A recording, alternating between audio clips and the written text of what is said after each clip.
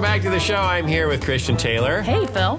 And Sky Jatani. Hello, Phil. Interesting. I want different deliveries for your names. You know, kind of like professional wrestling. You know, Sky Jatani. That's good. Let's go with that. You could do Sky the something. Yeah. Something. You gotta come up- Sky the ambiguously ethnic Jatani. Yeah. That I like. That is such a wrestling name. Okay, but don't leave me out. And Christian the Taylor. And you'll be making your own clothes while you're Okay, wrestling. that's not as cool. But okay. As ambiguously ethnic? Yeah.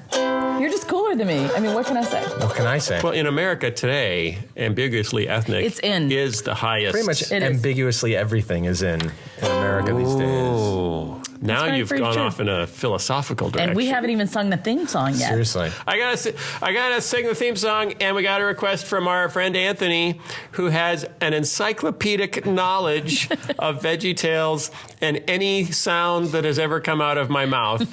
That's a little scary. And he said, Get a job, Anthony. do the theme song as St. Patrick's Master, which made me think, what?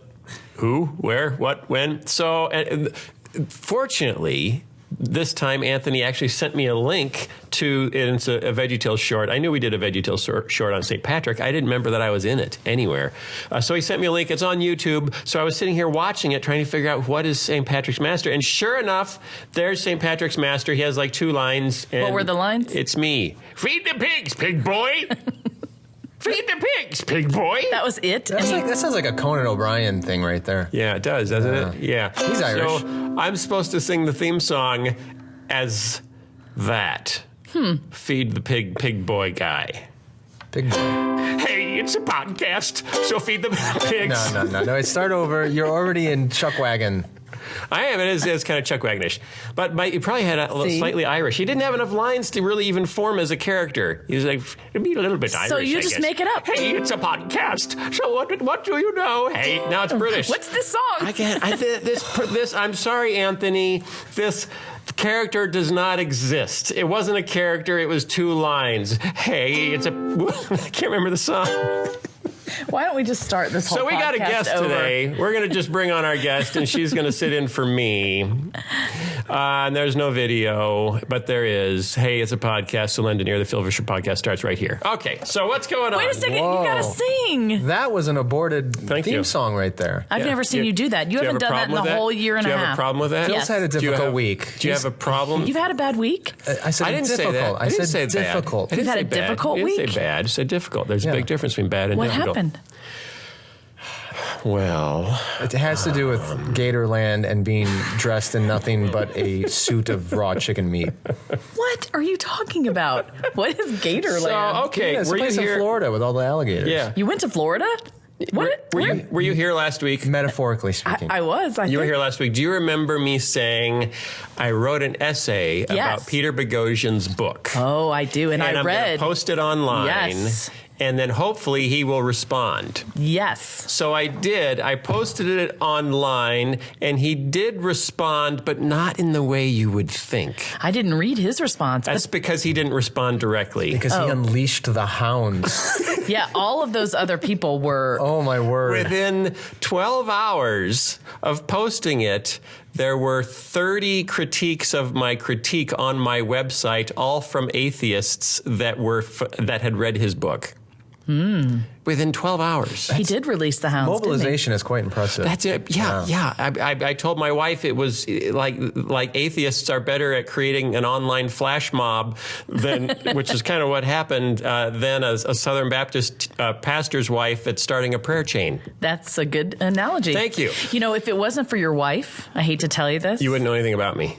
Well, 'Cause I'm I an have enigma. learned a lot about you from her, but I also have learned when to read things. And if she hadn't reposted twice, I probably wouldn't have read it. Okay, but you did read it. I did because she tweeted it. How many of the But I only got halfway through. It was a long article. Oh, you only got halfway through my article? Yeah. You didn't even get to the responses? Then I skipped to the responses. Or the responses to the responses? Or the responses to the responses to the responses? I think I only read 10 of the initial responses. Okay. So did you jump in at any point? Or did you just read? I responded to the responses. But see, I got the first thing that happened after it was posted is I got a tweet tweet from another atheist author, James Lindsay, responding to it on his blog. And Peter Bogosian had already liked his tweet. So he definitely is the puppet master in this whole thing, I guess. I'm not saying that. I'm not saying that. I said it. But that's what I said. One might come to that conclusion. So then I went over to James Lindsay's blog and I responded to him. Oh, man. We had a nice conversation going back and forth. And then I came back, and this was the night before last. I came back and I got an email from one of the people that works for me down in Nashville, who actually does all the moderation on the comments on my blog site. And she said, just so you know, I just approved a whole mess of comments, and there was 30. It was all of them, like, and you might want to read them. So I was up till like midnight, starting to go through some of them and formulating responses and trying to get back to them.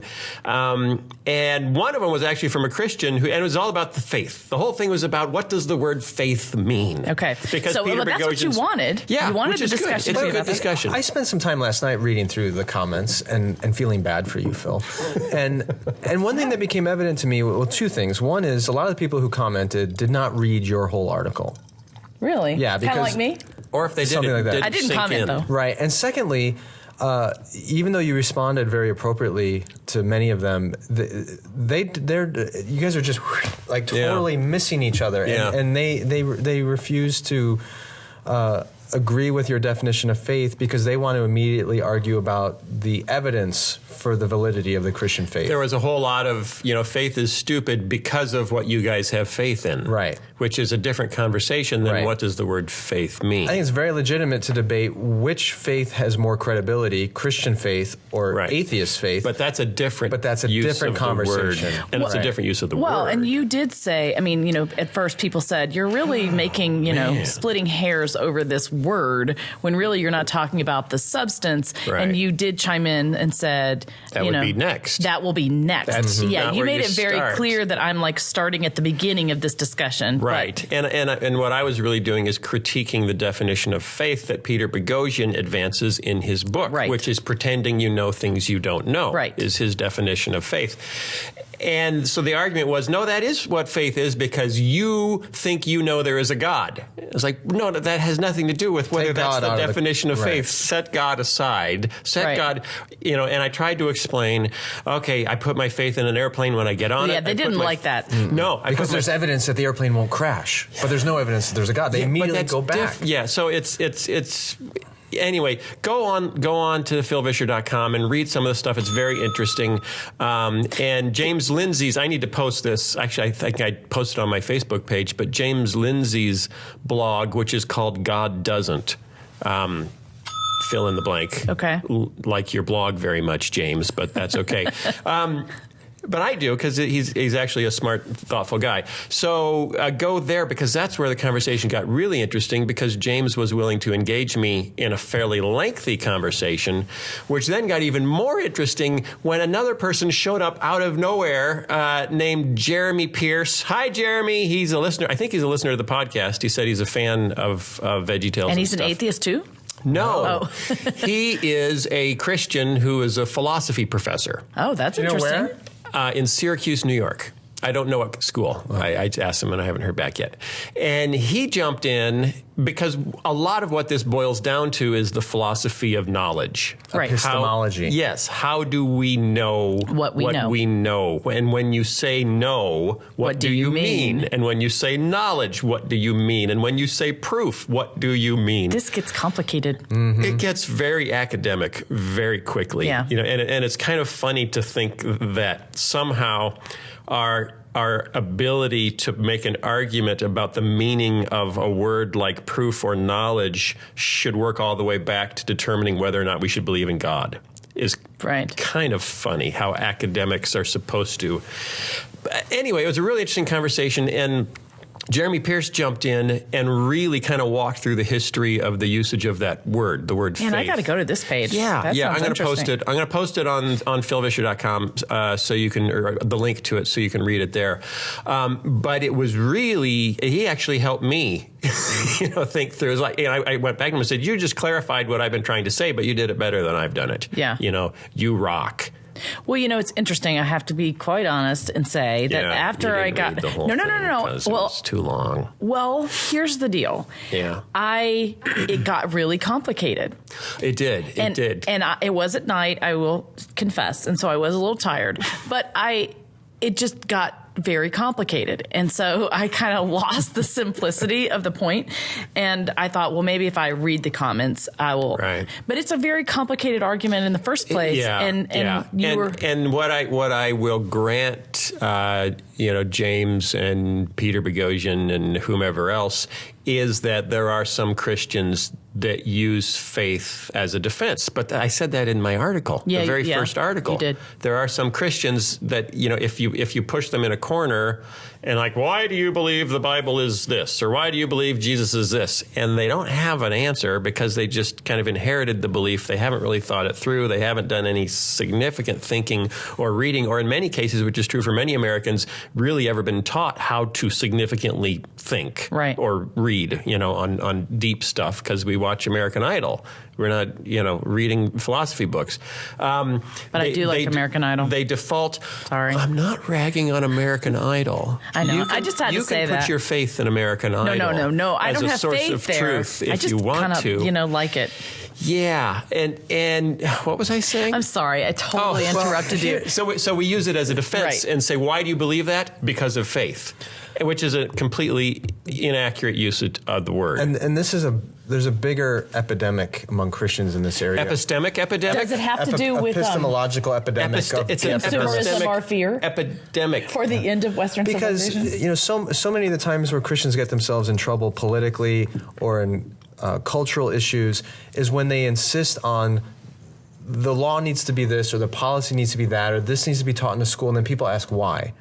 Well, because the Bible says so. Because the Bible tells me so. Or because that's what my faith says so. And you got to realize in a pluralistic culture, you have to appeal to something more than just compelling claim. Exactly. If you want to say that marriage should be between a man and a woman, you can't just say because the Bible says so. Right. You have to make an argument based on something other than just your trust in a book that other people don't believe in. Right. So we do that a lot as Christians. And so when we get challenged on, well, why do you believe in God? Or why do you believe the authority of Scripture? Or why do you believe Jesus is divine? And we just go, because of faith. I take it on faith. Yeah. I take it on faith. Yeah, but at the end of the day, there isn't a way to prove anything.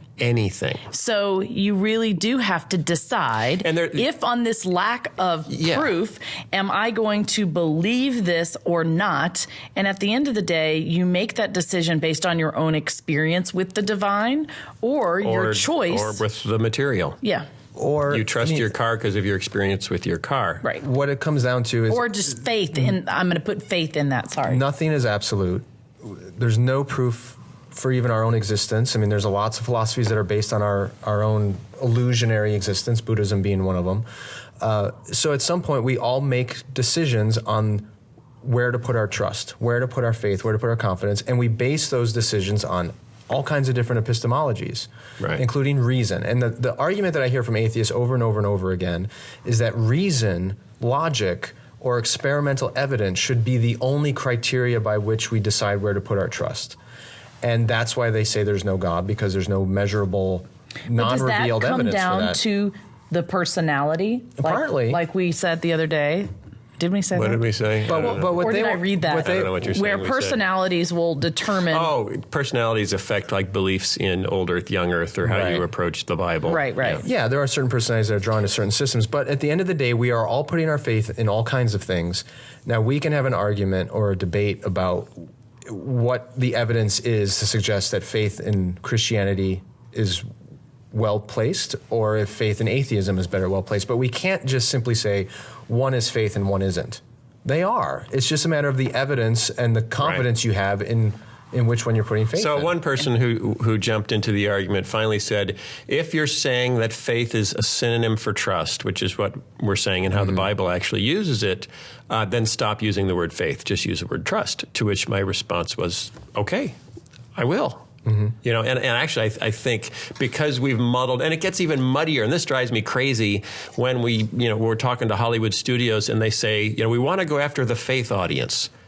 And it's like, well, what is that shorthand? We're using it as shorthand. What that's shorthand for is people that believe in God. No, the Christian audience. Because other faiths believe in God, but they don't want to make Jewish movies because that audience isn't big enough, and they don't want to make Hindu movies because that audience in America isn't big enough. They're going after the Christian audience, but they don't want to use the word Christian because they don't like it. Because it's like, I don't want that on me. I don't want to have to put that in a spreadsheet or in a business plan. Do you think they want to cover? It's like a big umbrella of people. We'll just cover everybody by saying faith. And we had this conversation yesterday down in Nashville. We're having business meetings. And if you look at Christian radio doesn't market itself as Christian. That's right. It markets itself as positive and uplifting, or as safe for the whole family. Right. Positive, safe, uplifting. Why is that? Is it because Christian is a bad word? Well, and if you press them on it, it really is that if we use the label Christian, we won't be able to talk to everyone we want to talk to. Right. That's too much of a limiting factor. Limiter. Even though every song is about Jesus, we're going to call this music positive. And we end up with a bigger audience. And that's the same thing with Hollywood saying we're going after the faith audience. If they say we're going after the Christian audience, they're worried that that's somehow smaller than it's people. Sectarian. Yeah, it's too sectarian. So faith has become a brand, in essence. This is the faith audience. Are you? And then people start to talk about themselves. Are you a Christian? No, I'm a person of faith.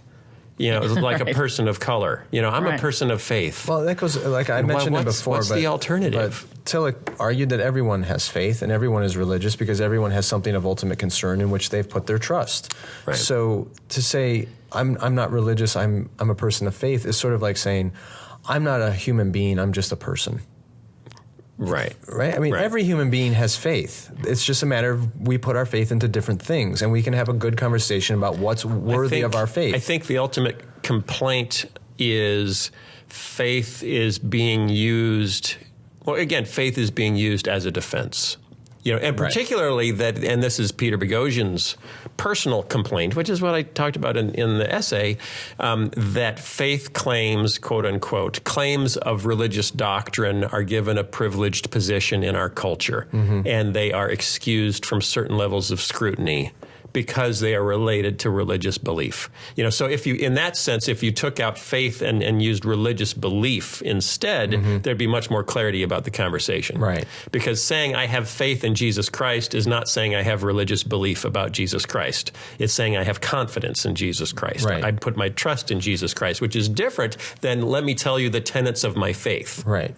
Completely different. Does that make sense? Yeah. It does make sense. I am with you. What I want to know is, in these discussions, particularly in the responses, clearly you didn't convince them of anything, really, and they didn't really convince you of anything. I think the ones that were really wanting to thoughtfully engage have more clarity about my position, and I have more clarity about their position. Okay. And that was my only goal.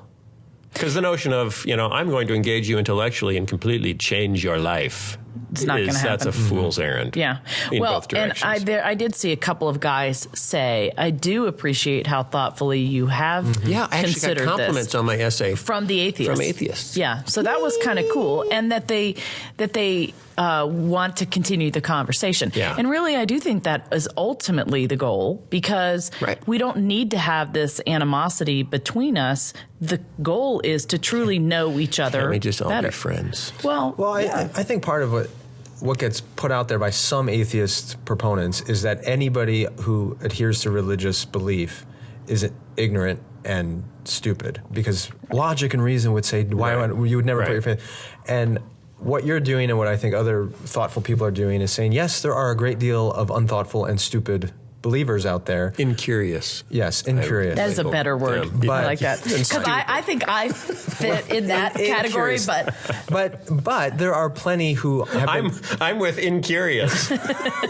That's another T-shirt. But you're showing that no, there's some of us out there who actually do give a lot of thought to these things, and we can discuss these in a meaningful way. And yes, we are still going to adhere to our faith, but don't paint. You can't paint all atheists as arrogant and unthoughtful, and you can't paint all theists as unthinking. Even in my interaction with James Lindsay on his blog, we could only talk civilly back and forth for about, I don't know, maybe a day before less civil voices on both sides found the conversation and started jumping in. And this is why the world will always need editors. If the internet has told us anything, it's that unedited material loses its interest very quickly. Yeah, and it starts to break down. Here's an interesting news story. So that will continue. Actually, next week I'm going to put up my response to the first couple of Peter Bogosian's quote-unquote interventions, where he tries to save a deluded religious believer from their delusion. And just say, okay, what's a accurate response to that line of questioning? Because they're interesting. How he approaches it is in fact quite interesting. Here's something else interesting, though. A pastor.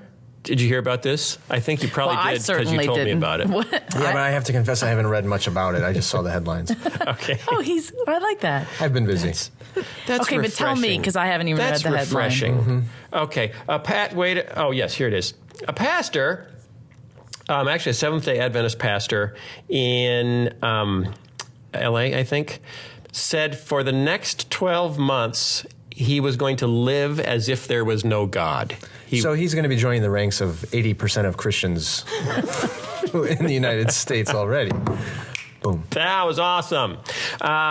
He will not pray, go to church, read the Bible for inspiration, trust in divine providence, or hope in things unseen. He's taking the opposite of a leap of faith, a free fall into the depths of religious doubt.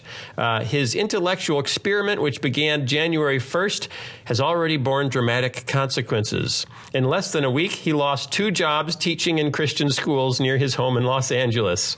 He's been a pastor or in seminary for most of his adult life. Now he faces the prospect of poverty because he lost his jobs and taking odd jobs to feed his 2 daughters. But just as this has happened, atheists have come to his rescue, and one atheist author ran an online fundraising campaign. A Kickstarter campaign? Yes, effectively, to support the brave Seventh-day Adventist pastor who wants to experimentally live as an atheist for a year. So he's being... Wow, that's very Christian of them.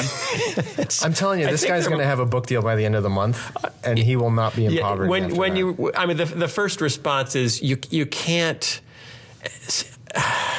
You know Pascal's Wager? I do. I know that well. Okay. I actually believed in that. Okay, Pascal's Wager says, if you believe in God and you're wrong, there's really no serious consequence. If you don't believe in God and you're wrong, there's massively serious consequence. There could be. So believe in God. The critique of Pascal's... Don't tell me, because I don't want to be disillusioned. The critique of Pascal's Wager is that if you really don't believe in something, you can't just decide to believe in it. If you really don't think there is a God, and that's what Richard Dawkins says, I cannot just say, okay, now I believe in God. Well, and a step deeper, at least from the Christian point of view, is God does not call us to believe. He calls us to love. Well, he calls us to a relationship. Yeah, but we're not just supposed to believe in his existence. Magical things will happen we are if you do. called to actually love him. So I can maybe have an intellectual experiment and pretend to believe in something, but I can't. Pretending to believe. But I can't pretend to love. I don't think you can pretend to believe. And that was Dawkins' point. I can act either you believe or you don't believe. But you can act as if something is real, yes, knowing it's not. You can act on a false certainty. Right. You can say, I made the analogy in one of the posts responding to someone. That you can have, if you jump out of a plane with a parachute, you're putting your faith in the parachute. You're saying, I believe the representation that this device will get me to the ground safely. If someone, and that's because someone held a parachute up to you, someone made a representation. Someone said, what is in this bag? If you put it on your back, you can jump out of an airplane and not die. What is in this bag will do that for you. Okay, that's a pretty huge leap of faith. For sure. Say, Literally. I trust you in that. You could also say, you could go up to someone, and this is what I talked about online, and hand them a magic 8-ball and said, if you hold this magic 8-ball and you jump out of an airplane, you will not die. This magic 8-ball will save you. Okay, you could put your faith in that. You could put your trust in that representation. Most people would conclude you're an idiot. Right. But that's irrelevant because faith is simply, putting your trust. So if I believe the representation made by the man with the backpack versus the man with the magic 8-ball, it's both faith. Right. One may end up with you dead, or both may end up with you dead if he improperly packed the parachute. But one is a more reasonable faith. One is more reasonable. Yeah. Right. What did that have to do with the... Well, let me just say something You that can't I was... fake belief. Right. Well, ultimately, what about this? Truthfully, I lost my train of thought. It is God who opens eyes and ears so that we can see or know. We believe according to the Bible, except right? If obviously you don't believe in God, you don't. Well, okay, but we, the three of us here, do. Yeah. And we believe that, right? Yeah. So, and if you read the Bible and you believe it, it basically demonstrates that God closed a lot of people's understanding to him. Well, now you're getting into a bigger... Why would that be any different? Where is she going? Predestination. I'm just saying. No. I'm just saying. Come on, let me finish. No, it's valid. Let me finish. Digging up muck. Come on. Muckraker. Let me finish. Let her finish. Thank you. Okay, what I'm saying is... Muckery. If you're saying you can't pretend to believe, and I'm saying I agree with you, because I think if God does not reveal himself to you or, send his Holy Spirit to convict you of his existence, there is absolutely no possible way you can believe. That is Christian doctrine. Yes. That's what also Christian believes. It's not. it's not necessarily useful when you're interacting with Richard Dawkins about Pascal's wager, for example.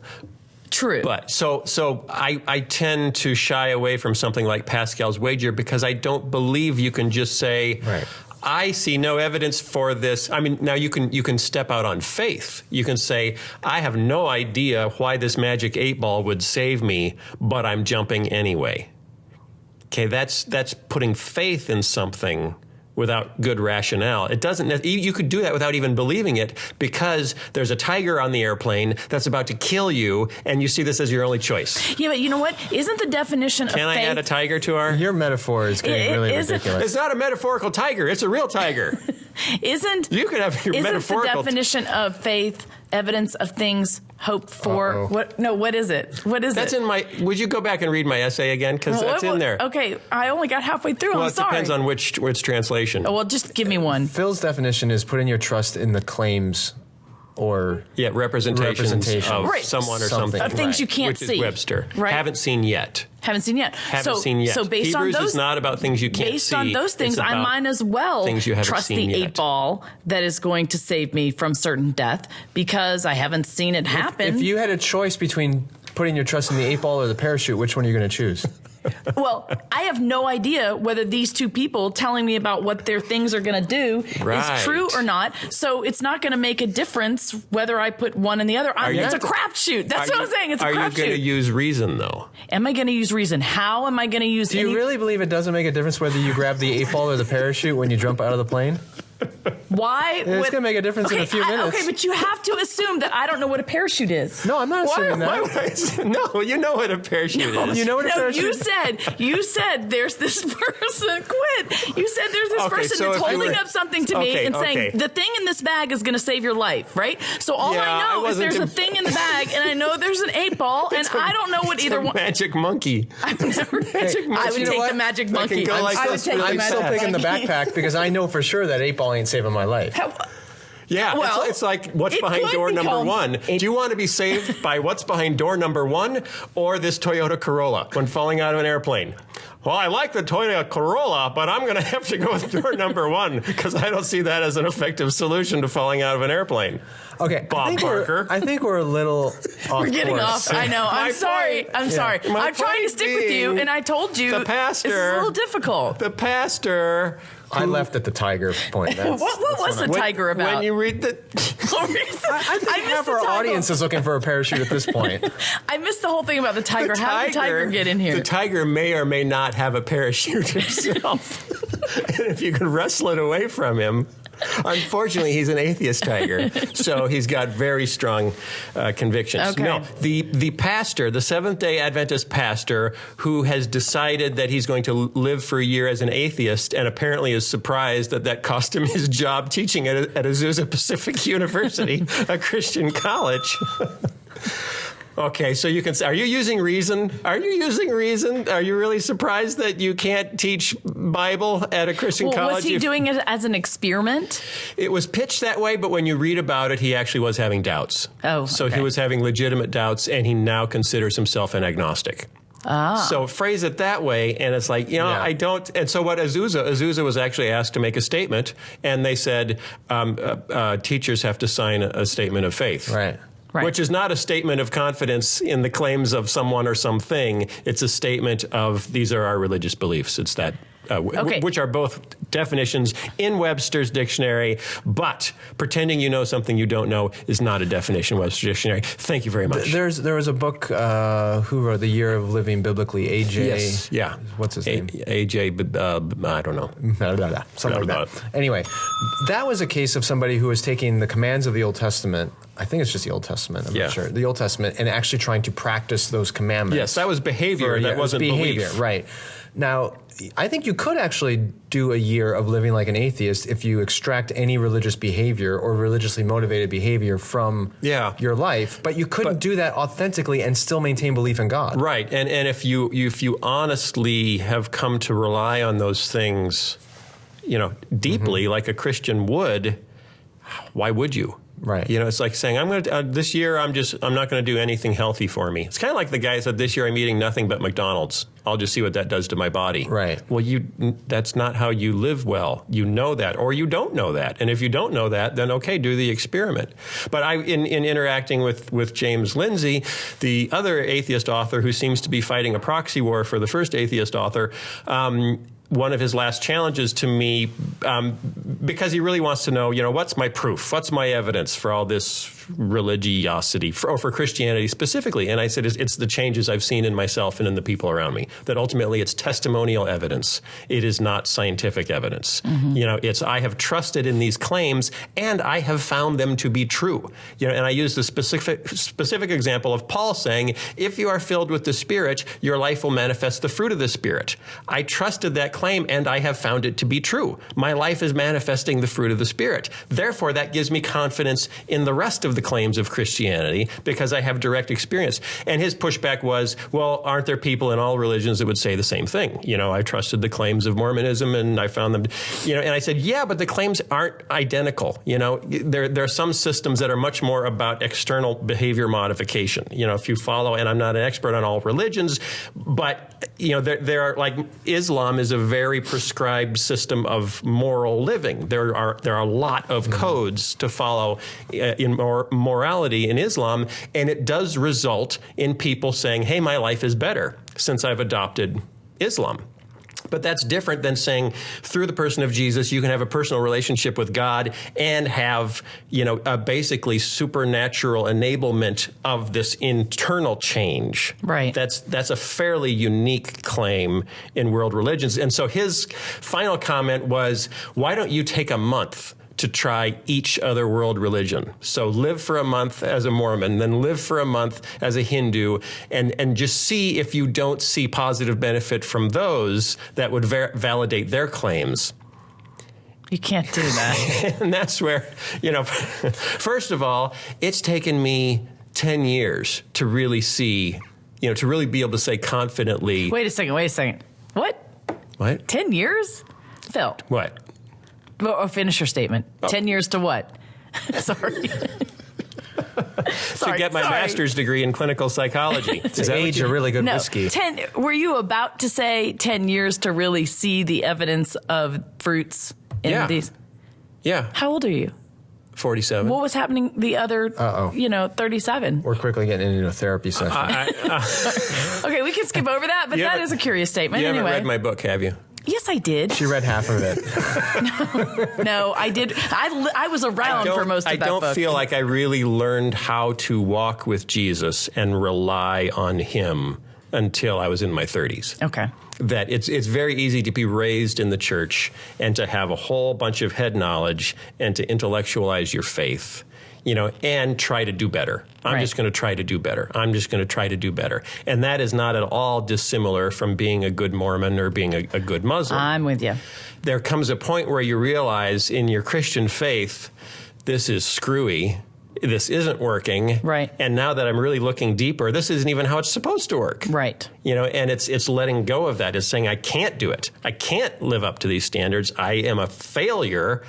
And then just forgetting everything else and just focusing on your relationship with Jesus, that suddenly you start doing it. Mm-hmm. And that's been over the last 10 years. But I can't take a month and test Mormonism because, for one thing, I'd have to put confidence in the claims of Mormonism, and I don't buy the historicity of its founding documents, so I can't bring myself to do that. His suggestion there of the month... Am I making any sense? A month per religion thing is interesting because what it reveals... It's the Religion of the Month Club. We should do that. We should start a Religion of the Month Club. That is a bad idea. And you get a box in the mail with a new religion. No. And some candy. Bad idea. Well, unless it's dark chocolate. And a different... That might be good. A pair of pajamas. Pajamagram. Okay. All right, go ahead. Okay. What were you going to say? His suggestion of trying a religion every month is interesting because what he's doing there, which I've seen, and you've seen atheists do numerous times, is they want to make everything reduced to a scientifically verifiable... testable experiment. And yet, I wonder if in their own lives they live that way. Because we are complicated human beings, and hey, there's some things that should be only trusted and faith put in once there's scientific verification, like a vaccine or a medicine or an airplane flying, whatever it is. But I'm sure you don't go through a scientific process when determining what girl to date or who to marry. There's a whole other way of making... I bet there's some nerds out there that tried. What you're saying is that we all, by nature, use a lot of our feelings, intuitions, and emotions you don't live to make decisions. You don't make life choices by scientific inquiry alone. Yeah, or for the most part at all. And this is epistemology. Oh, this is it.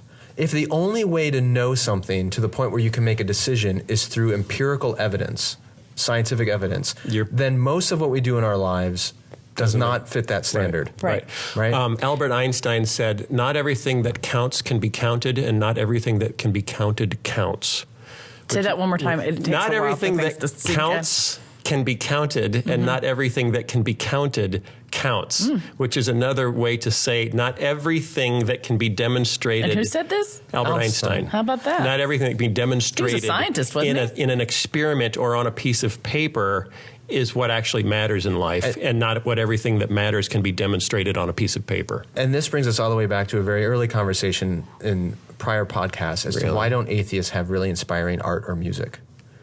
Because they're too busy blogging. If the only valid way of moving and living in this world is through empirical scientific evidence, then there's nothing for mystery, there's nothing for illumination, there's nothing for love and emotion and all those heartfelt things that are so hugely a part of the human experience. There's no validity to it. So one of my biggest objections to atheism is that it doesn't validate what almost every human being knows to be true, which is that there is validity to things in life which cannot be measured and which there may not be evidence for. And any legitimate worldview has to give an explanation for those things, not just the empirical and logical things. So I will give atheists a point for saying the certain religious beliefs don't fit empirical evidence. That's fine, but there's a whole lot of other things that people believe that atheism cannot explain either. Atheism can't explain goodness or beauty or love. They're trying. I know they're trying. Back in the Old Testament, it had Darwinian advantages at Christians some point. Christians did do scientific experiments. Yeah, well, they always have. And they God still do answered today. them. When? Where do you... Gideon? That wasn't a scientific... Well, it sure was. And Gideon wasn't a Christian. Well, he was a Jew, but this is also, you get my point. I mean, not only did Gideon say, "Hey, if it this is wasn't a scientific experiment," because it's not a study of natural causation. It's a study of it was a request for a supernatural answer, and it was given, and it was like, why are you giggling at me? No, I think it's legit. It's legit. She's so fun. No, come on. No, and there were others too. There were other things where God was interacting with them, and they said, "Look, I really want to know if this is you, and this is what you want me to do." But keep in mind, you're absolutely right, God proved Christian. that. You're right, Christian. But the difference is that's quit it. That's asking for validation in the context of a relationship. When Jesus is in the wilderness and the enemy comes to him and says, "Oh, if you really are the Son of God, prove it. Turn these stones into bread." What is his response? I do not live by bread alone. Well, that, and then that's what he said. It is. What was I supposed to say? On the other test, it's you shall not put the Lord your God to the test. Right. So when someone says, "Prove there's a God, do this experiment," you're forcing God to submit to our control rather than submitting to his control. So what Phil's trying to say, I think, is there's a difference between scientific experimentation and a relational covenant in which Gideon is struggling. "Lord, I need your help. Validate my decision by..." Because what Gideon did is not repeatable. Right. You can't just say, "So I'm going to do that." It's not scientific. And make sure that worked. I'm going to verify that what it says Gideon did actually work. But still, let me ask you this. If one of these atheists said, "Okay, God, I want to know whether you're real or not. Yeah. And so I want you to move that shoe, or I want you to do whatever," and God did it, Well, if there's a foot in that shoe, it's probably going to move. I wouldn't dispute it if he did it. No, what I'm saying is, I would be surprised if he did it. Wouldn't you think that atheist would rethink his atheism? It depends on how intellectually committed he is to it. Because Peter Bogosian has said you have to know, and this has also been his book, if you don't know what would make you change your mind, then you're completely closed-minded. And so his answer is, what would make me change my mind and believe in God exists? If I walked out of the house one night and all the stars had rearranged themselves to spell out my name, and and every other person on earth saw the same thing, but the stars were spelling out their own names, that would convince me. So that's setting the bar pretty high. Well, God could do it, but... Yeah, but that's what it would take for him to change his mind. If that's not being closed to the possibility, it's as close as you can get. Right. I think God's going to be just fine if Peter Bogosian doesn't believe in him. I don't know. I think God's losing sleep. Mm-hmm. I don't know. We have a guest. So we're going to... An exciting guest. We have to take a short break, and we're going to swap out one bald pastor for one haired missionary. All right. Hang on. Okay, we're back, and I am here with a good friend of Christians. We are here with Sarah Murdock. She's my best friend. Really? Yeah. Honestly? Has been How long have you known each other? 24, 25 years. Where did you meet? We met in Washington, D.C. when Sarah... She was working at the White House, and I was working in a Republican PAC that will go nameless. Okay. All right. Okay. Slide up to your mic, lady, so we can hear you. Hi, this is Sarah, everybody. This is Sarah. Hi. She's my best friend. So you were working at the White House? Yes. Doing what? She worked in presidential personnel, and she really can talk for herself. I was an administrative assistant in presidential personnel. Wow. That was my first job out of college, and it was... How did you get that as your first job out of college? Yeah, that's kind of crazy. It was quite providential. Did you have connections? Was it like... I didn't, actually, and when I was being interviewed for the security, the background checks, they kept asking me, who do you know? Who do you know? I was like, I don't know anybody. I had no one. Did you just send in an application? No, I actually, after college, I took a couple months to do the Eurail thing around Europe, and when I came home, my brother, who was living in D.C., said, Sarah, I have a lead for a job at the White House. Call this number. And I was like, oh, okay. And so I didn't call, and he came back from work that afternoon or that evening and said, did you call? And I said, no. And he goes, oh, my gosh, I gave you a lead for a job at the White House, and you didn't call them. Call them up. So I did, and the job had actually been vacant for about a month, and I just happened to meet their qualifications. It was kind of crazy. It's a longer story than that, but it worked out. Okay, but you have spent 15 years in Benin? Mm-hmm. Benin. Benin. You've been in Benin. Benin, yeah. And that's a region of Germany near the Rhine. He's way off. You'll have to forgive Where him. is Benin? It's in West Africa, right next to Nigeria, just to the west of Nigeria. Wow. Why did you It's go? on the bump. With you your- know that bump? Yeah, I know the bump. It's on the bump. Yeah. The bottom of the bump. I'm very people familiar. call it the armpit. Do they? So, yeah. It's Really? in the armpit. Oh, that's not nice. I know. No, I had friends who were in the Ivory Coast, Yeah, it's which a few is countries over to the yeah. east of that. And what year did you go? It was with your husband, right? Yes, I got married in 1996, and we left to go back there. He'd already been over there for in the region for 3 years. Okay. Why? Why did you go there? Because I married him. No, why Was was he- Matt there? why? His name is Matt. Matt. So why Okay. was Matt there? Matt was there because God. He was told him there to go. already? Oh, Sarah, come on now. What? That was the honest truth. What did he call him to do? That's what you're asking. I don't know. That's what Have she's you ever been on a asking. podcast before? I mean, really? We were working with a ministry called the Ministry of Jesus, and that was focused on ministering like Jesus did to the spiritual and the physical needs of people. Okay. So we did a whole variety of things, everything from agricultural work, literacy, health work, starting primary schools, digging wells, blah, blah, blah. And we ended up with a training farm. That's what we were focusing on for the last number of years. Training we were farm, there. like actually training farming? Training not people like a to training- do the farming. Yes, training people to farm. Yes, And because- just farm? Okay. Well, it's farming and biblical studies because we were training church leaders, but we wanted them to have a way to live more profitably than what they were doing. People in So that region metaphorical wheats and tares and literal wheats and tares Exactly. side by side. are kind of The metaphorical, the sheep and the goats, and the literal, the sheep and the goats. okay. It's true. Right? I'm with you, Phil. You had so many opportunities. It's teachable moments. Yes. Yeah. You did. Yes. You just got to roll with him and just kind of go with it. So Just what did you say spend yes, most of your smile time and doing? nod. Were you teaching? Yeah, it was all mostly not transfer of knowledge for the most part. And Okay. because our goal was to raise up the Nationals to take over, which Right. is what happened. We gave them the farm. My husband says it's like the parents left the house to the kids. Right. And so that we left in August of 2011. And at After that point, 15 years?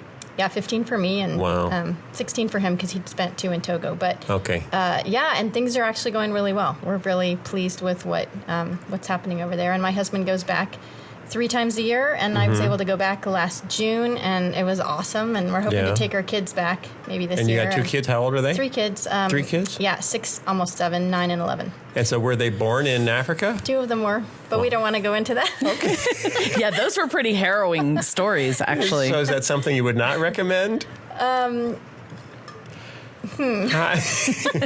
How did you see, I mean, just looking over that period of time, 15 years in Africa, how did you see God work in what you were doing through you in the lives or in spite of you? Yes, What are thank you. ways that you really saw, you say, wow, God really showed up here? Yeah, I mean, in the early days, there were the stories of, why are you still here? Why are you alive? These people are cursing you, and, you are supposed to be dead, that kind of thing. Literally, but they were yes, cursing you? Yes, apparently. Why? Why? Because they You were... didn't want to learn about There's farming? a lot of animism there, and they did Okay. not like Christians. Okay. So, but then towards the end, I was having some conversations with the students that were living on our compound, and they were saying, oh, our parents talked about all these things, that happen. They're very spiritual, and there are some crazy things that happen there, like shape-shifting and all kinds of... Legitimate? Yes. Like Wonder Twins powers activate, form of an ice Or pick? like Hogwarts? People turning into animals and back into people, and so Come on, you're saying that really happens? Yes. The demonic stuff is Wow. really Okay. So crazy you don't. over there. So coming back from there, you do But- not have a hard time believing in a spiritual world. No, everyone does. And when you offer to pray for people, nobody refuses because they all believe in this spiritual realm. But anyway, these kids... And I'm sorry, but we've been talking with so many atheists. They believe in it because they're unsophisticated and don't know better, or they believe in it because they've witnessed it with their own eyes. Good question. I would say probably the latter. I'm thinking Okay. because they see a lot of stuff, and it's crazy. So when they see these supernatural things happen, they attribute that to Evil spirits. Yes. evil spirits? Yeah. For example, here's one example: malaria. you can explain to them that malaria is caused by a parasite in these mosquitoes. And they can accept that scientific knowledge, but then they will ask, but who sent the mosquito to make me sick? Okay. They will look for a spiritual reason, even if they have a scientific reason. Because they're wired spiritually. Yes. But in that case, you'd say they're wrong. In what cases would you say they were right? Like if they're seeing a manifestation, of something that you don't think is a virus, but is something spiritual. I assume you saw that as well. Yes. Like shape-shifting. Well, I never actually saw that. The aforementioned. Yeah. Okay. Yeah. Okay. But you didn't have a problem. How skeptical were you of... Well, can I ask one question? Yeah. I'm sorry. So going back to that, why do you think they have a spiritual framework and accept things in a spiritual way, and we in the Western world do not? Why would they as a country or a people have that? Well, I think most primitive cultures have that. But why? awareness, It's the default. I think that's how they So you're- explain things. But are Yeah. you saying that man left to their devices would be naturally look for spiritual reasons for things? Yeah, all do. So then Yeah, what has happened then? The Enlightenment. Really? Yeah, it was the Enlightenment. That's what the Enlightenment did. We separated. Even Didn't make us very enlightened, I don't think. Anyway, okay, sorry. Well, we Didn't don't mean to- blame malaria on evil spirits, so that's certainly a level of enlightenment. Right. Unless you have malaria because a witch doctor specifically cursed you, then, Right. You were in the middle of giving an example of So something. what good do you think you did? 15 years. Yeah, well, a lot of people who had never heard the gospel heard it, and a lot of people became Christians. The standard of living really went up. We went from people constantly having to ask us to tide them over, for help to tide them over till their next crop. And then when my husband explained, well, here's something you can do. Here's your harvest for this year. Now, when's your next harvest? Okay, divide that up by 12. Here's what you get every month. It was revolutionary. Budgeting. Yeah, basically Okay. budgeting, simple stuff. And all of a sudden, those requests stopped. People had enough to go on because typically they would gorge themselves after being starved for months while they were doing their field work. And another one that was particularly gratifying to me was I did some teaching on breastfeeding, and I was working with a local midwife, collaborating with her on telling people or teaching women why it was important not to start giving babies water and watered down porridge and things like that. And we went from seeing these tiny, scrawny, listless babies to seeing fat, in a good way. yeah, like chubby, babbling, moving around a lot, little babies. It was amazing. Something so small had a huge impact.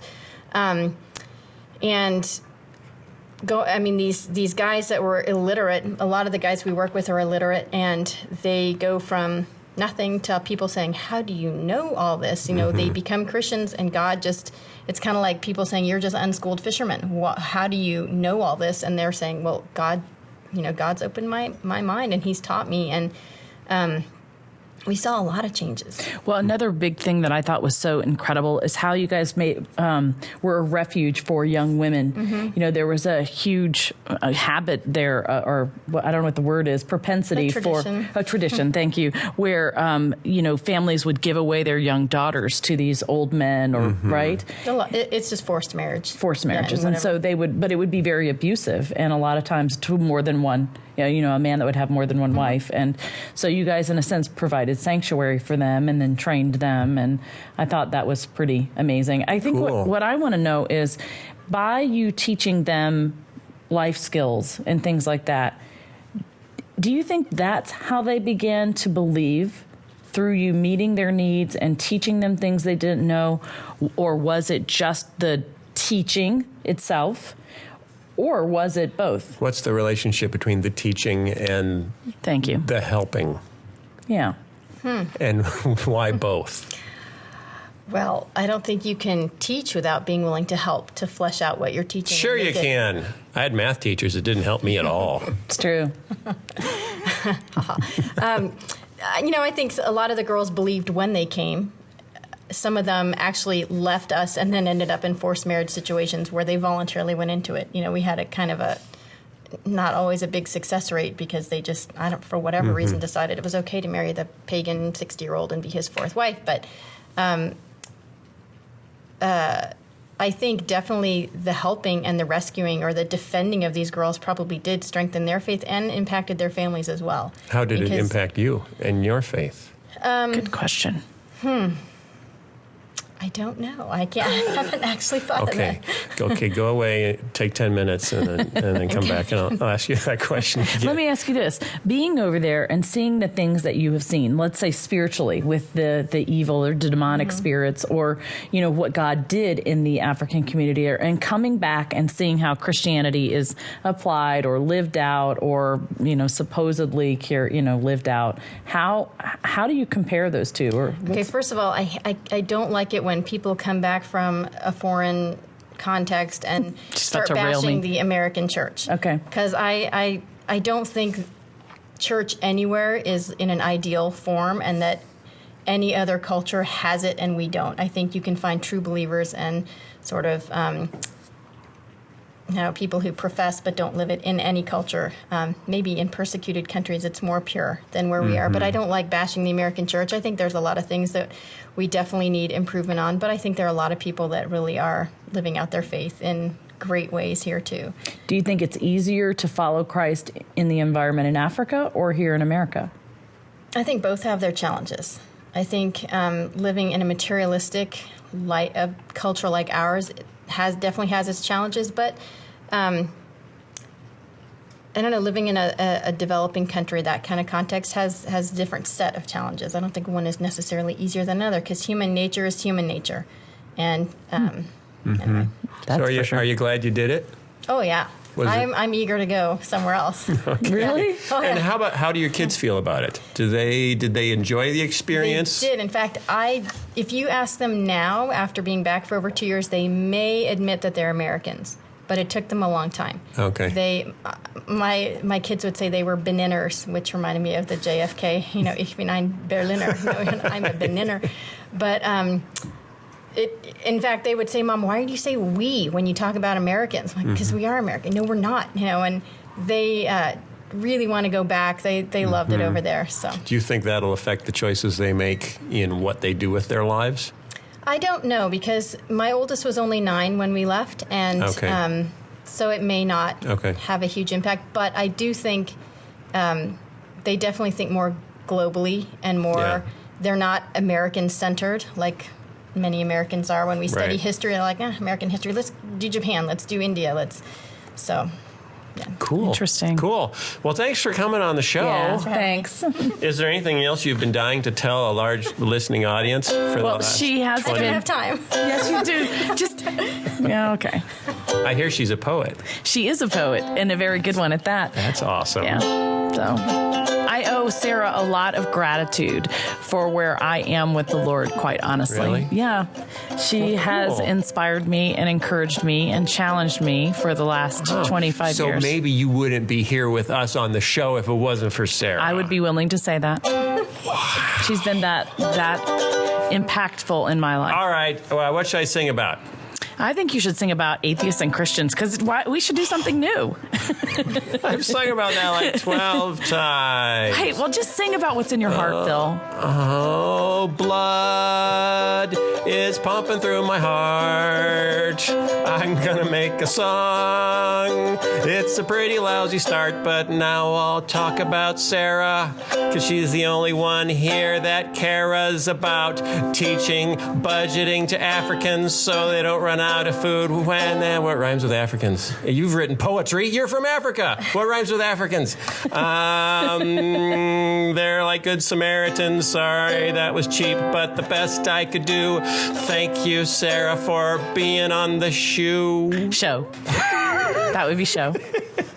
And next week we'll be back with our friends who are theists to talk about our new friends who are what we would call atheists. Nice try. Thank you very much. Thank you very much. And go to my website and read all the interesting comments. Hey, goodbye. Bye, everybody. See you next week. Thanks, Sarah.